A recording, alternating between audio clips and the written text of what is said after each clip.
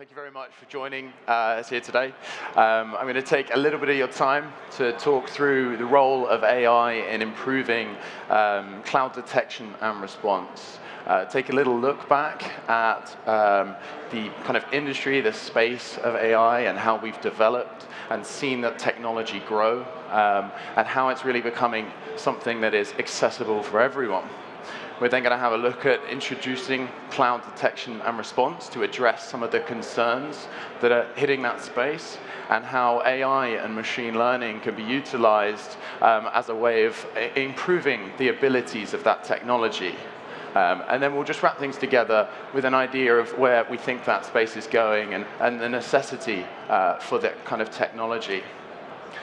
My name is James Howe. I am a cloud solutions architect at Darktrace. For those of you that don't know about Darktrace, we are a cloud security, we are a cybersecurity company based on the foundations of AI, building anomaly detection by understanding businesses and how they operate so that we are able to detect and protect them from threat actors around the world.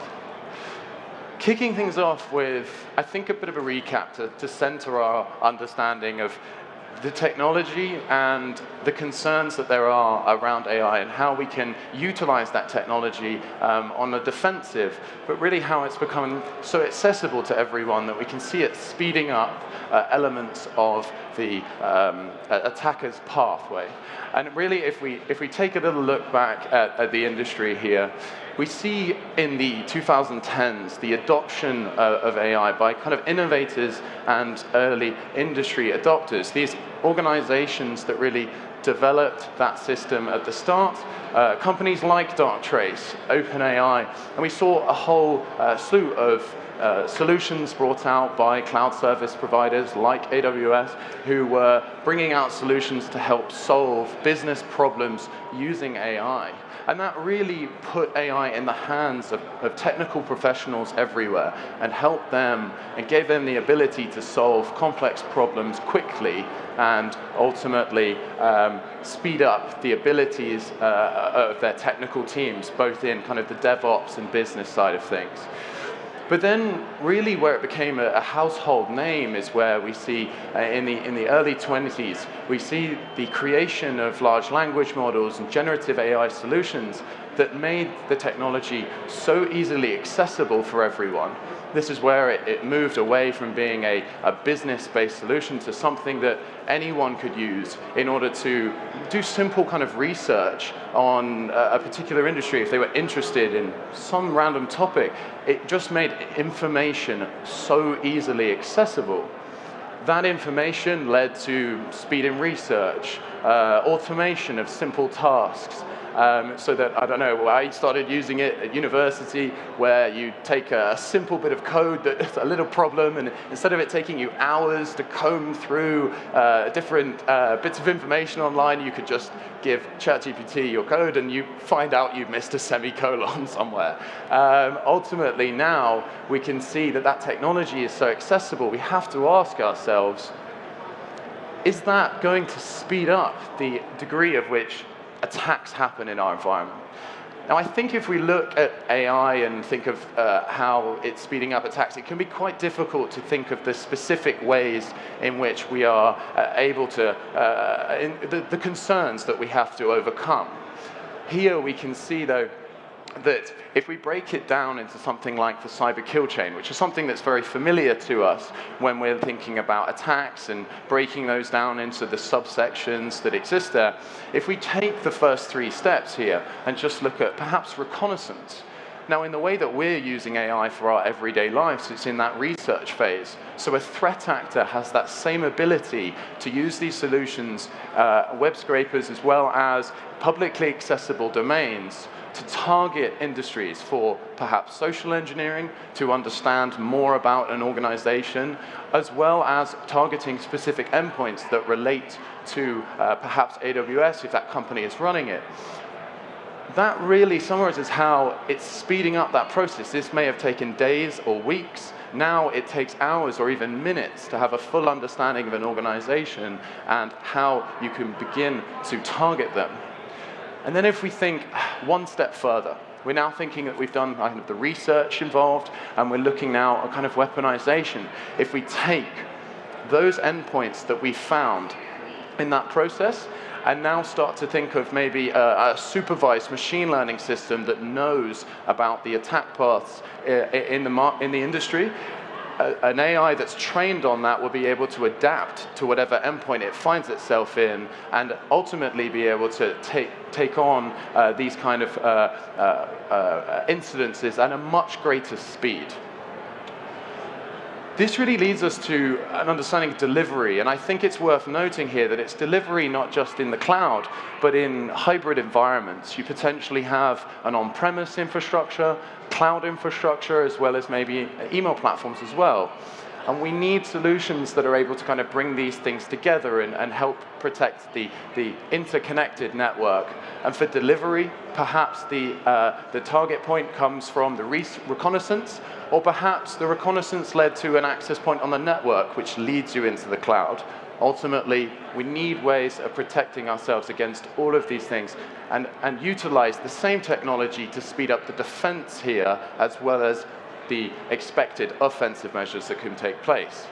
That kind of leads us to a thought on where is the security at the moment? What's the approach that's generally taken? Here we're sort of looking at point solutions here. We have security measures in different elements of our hybrid environment. We have an understanding of the known attack patterns in the industry. We feed all of that information into some solution. Maybe that's an XDR or a SIEM SOAR. And then we ultimately have to undergo a lot of manpower to investigate into building up some kind of alerting, into taking known data from the industry, that threat intelligence, and feeding it in there. But really what we're looking at here is a very complex process that requires a lot of time. And this is something that security teams are generally lacking. They normally have a few individuals managing very large infrastructure. So how do we give them that technology to help speed up this process? This really highlights the need for some kind of advanced security in the cloud. Here, we are looking at risks growing as companies generally kind of undergo migrations, perhaps, moving some of their on-premise network into the cloud. We need a way of keeping up with that expanding attack surface, as well as dealing with the unique threats that exist in there. The on-premise concerns are not the same as the cloud concerns, and we need ways of adapting to the environment that we find ourselves in, detecting those threats, investigating, and ultimately providing teams with response measures so that they are able to resolve these things very quickly. This really brings us on to an introduction to cloud detection and response. Here, we are looking at a technology built around three kind of core pillars. The first is detection. We have an extraordinary amount of data coming from disparate platforms. We need ways of detecting that data. Once we build that detection platform, we need to connect these separate alerts in different platforms and look for correlations that exist. Maybe it's a particular device, a particular user. We need ways of connecting the dots quickly, but ultimately providing some form of suggestive or automated response so that these teams can resolve these problems very quickly. Now, when we are looking at cloud detect and respond, there have historically been kind of two methods. One centers our understanding on reactive, and the other, more modern approach, is looking at how we can move our approach to being slightly more proactive. What I mentioned a little earlier on about taking these separate solutions and feeding them into a system where we require that threat intelligence feed, ultimately, we are always going to find ourselves unable to see the novel threats. This is really a concern of ours, where we are looking at industry firsts, so a concern, a first-time attack, a zero-day, we might say. Instead, we want to see if we can move towards something that's slightly more proactive. can we take an understanding of the organization, utilize modern technology to kind of baseline what the normal looks like in that space, and now move towards a way of being able to hit not just known, but also unknown threats, which don't have some kind of industry name. Now, really, it's worth noting, so we've mentioned now that detection and response is really based on the idea of taking really large quantities of information, processing that in a way that we can detect known and unknown threats in a cloud environment, and then also providing some kind of quick investigation and response. This really does leverage the idea of how AI and machine learning needs to be a core pillar in that process. We're going to find ourselves dealing with extraordinary amounts of data from many different platforms, dealing with long investigation processes, which can be sped up dramatically by the use of AI. Here we can use machine learning models, both supervised and unsupervised, to utilize the baseline of what we understand in an environment, look at these separate alerts, maybe there's tens, hundreds, or even thousands of alerts, and understand that there are a few of these that are connected. This is the start of an attack in an environment. Building these correlations means that security teams aren't greeted with 5, 10, or 100 alerts, but instead one important investigation that they need to investigate quickly in order to be able to keep up with attackers and their utilization of AI on the offensive. This is how we need to use AI on the defensive in order to match the speed of these threats.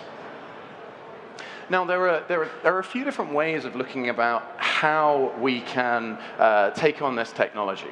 So, first method that we're looking at is more what we've talked about around signature detection. So we utilize kind of an attacker-centric idea. We know through threat intelligence feeds what those attacks look like. We build out some understanding of a consistent format for that, along with threat intelligence and research in the industry, and we can feed that into a supervised machine learning system. This system requires that people communicate with one another, that the data is accessible, and ultimately leads to us unable to detect the kind of novel zero-day threats, though it does give us some understanding of what's happening in the industry. Then there's a conversation around how can we query this data? So something that's very familiar to us all now is kind of generative AI and LLMs, and we can utilize these solutions as ways of communicating with the information that we have at hand. Can we query this information to find some kind of understanding using kind of the context of language and summarization tools as a way of piecing an investigation together? Ultimately, though, these solutions are built around querying data. They're not centered around detecting attacks themselves. So what we really want to do is kind of try and find the best way where we're not missing any kind of attack in an environment. And the way that we have really looked at that is to think about an organization and think, can we build up an understanding of that organization alone without any hindrance of information and potential bias of the entire industry? This is where we're thinking more about the business-centric side of things. Here we're looking at an unsupervised machine learning approach, where we are centering kind of our core understanding around a data feed that we can turn on and leave. And the consistency of that data feed means that we don't need to spend vast amounts of time gathering and ultimately feeding in information. Instead, we can use the continuity of that data to build up some kind of baseline of known connections and communication within that environment. This allows us to detect not just the known threats in the industry that we have models for with specific kind of titles for those types of threats, but also it helps us understand unknown threats in the industry. There are perhaps consistent themes in these unknown threats that we can target and understand when an organization deviates significantly from that understanding of normal. Here, what we also have is the ability to monitor not just kind of external threats in an environment, but also give us an understanding of insider threats, which is a concern of an organization for things like data loss prevention. Here we'll be looking at understanding the individuals in an organization and how they generally kind of communicate and transfer data in the space, whether that's through email or through various systems on the network and in the cloud. Here we can monitor that and understand that and not interfere as long as the baseline is somewhat managed. When significant deviations take place, we have the ability to highlight, alert, and ultimately investigate and provide some kind of response abilities. Now, this really kind of summarizes the benefits here that we're talking about. We really need an ability to speed up the time differential here, the delta for time. If we're seeing a load of alerts into our environments, we need to take the time to connect them and communicate them to some kind of secondary platform.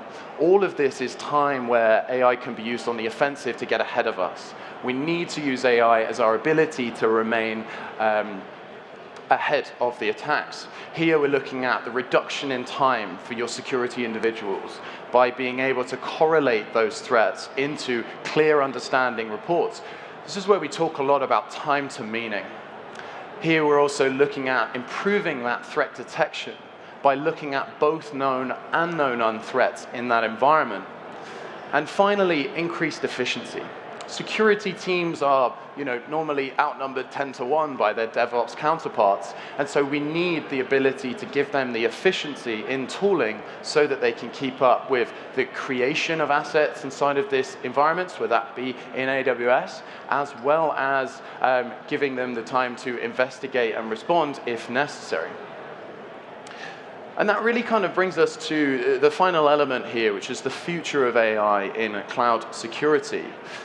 We've seen the adoption of AI into everyday life and how it can be utilized as a system for very good things in a normal day-to-day practice of just research in an environment, or we can see how that could be utilized for complex security-based tasks, for programming, as well as AI on the offensive.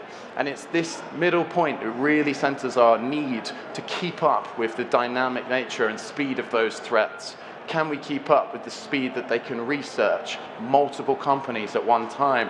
We can do that by building up business-centric ideas of an organization to really fortify our understanding of what we do day to day. This is what we call pattern of life. This is our understanding of what you, your DevOps team, SecOps, your business leads, what they do, so that we can protect the entire organization. Now, thank you very much for coming along to our lightning talk. It's been a pleasure. Thank you very much.